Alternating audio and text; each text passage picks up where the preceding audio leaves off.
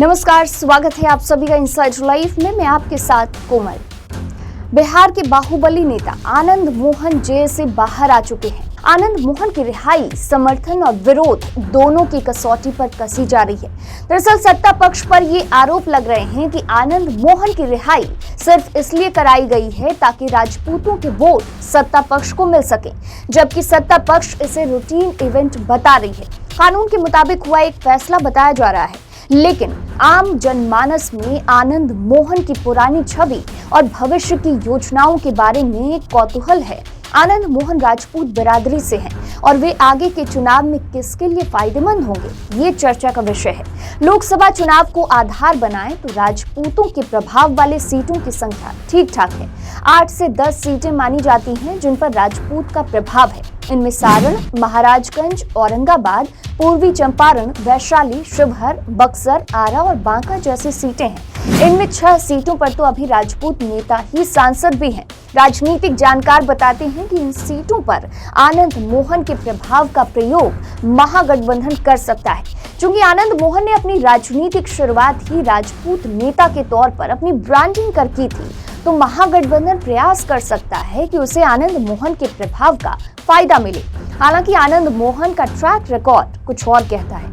आनंद मोहन ने अपने पूरे जीवन में एक बार विधानसभा चुनाव जीता है और 2 बार लोकसभा का चुनाव। 1990 में आनंद मोहन ने जेल में रहते हुए जनता दल के टिकट पर माहेश्वरी विधानसभा से चुनाव लड़ा और जीता भी। साल 1996 में आनंद मोहन ने जेल में रहते हुए शिवहर जिले से लोकसभा चुनाव लड़ा और जीत दर्ज की। 1998 में फिर से इसी सीट से वो दोबारा लोकसभा सांसद बने, लेकिन इस बार चुनाव राष्ट्रीय जनता दल के टिकट पर लड़ा, जिसे राष्ट्रीय जनता दल ने समर्थन दिया था। 1998 में फिर इसी सीट से वो दोबारा लोकसभा सांसद बने, लेकिन इस बार चुनाव राष्ट्रीय जनता पार्टी के टिकट पर लड़ा, जिसे राष्ट्रीय जनता दल ने समर्थन दिया था। आनंद मोहन की 1998 के चुनाव में आखिरी जीत थी।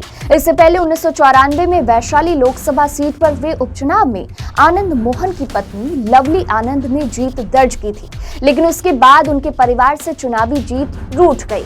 कुल मिलाकर आनंद मोहन का चुनावी जीत के मामले में रिकॉर्ड खास नहीं रहा है। भले ही आनंद मोहन की आज पूछ इसलिए हो रही हो, ऐसे हो रही हो जैसे आनंद मोहन राजनीतिक जीत के लिए कितने जरूरी हैं, लेकिन अपने राजनीतिक लोकप्रियता के शिखर पर रहते हुए भी आनंद मोहन के लिए 1995 का विधानसभा चुनाव दर्दनाक रहा था। तब उन्होंने 3 सीटों पर खुद नामांकन भरा, चुनाव लड़े, लेकिन तीनों पर हार गए। 1999 में लोकसभा चुनाव में भी उन्हें हार मिली। इसके बाद 2020 के पहले तक आनंद मोहन के परिवार के किसी व्यक्ति को जीत नहीं मिली। हालांकि उनकी पत्नी बार बार चुनाव लड़ती रहीं, लेकिन जीत नसीब नहीं हुई। 2020 के चुनाव में उनके बेटे चेतन आनंद को राजद के टिकट पर जीत मिली। ऐसे में चुनावी जीत के मामले में आनंद मोहन के परिवार का रिकॉर्ड उत्साहजनक नहीं रहा है। फिलहाल के लिए वीडियो में इतना ही, और भी खबरों के लिए देखते रहिए इनसाइड लाइव। नमस्कार।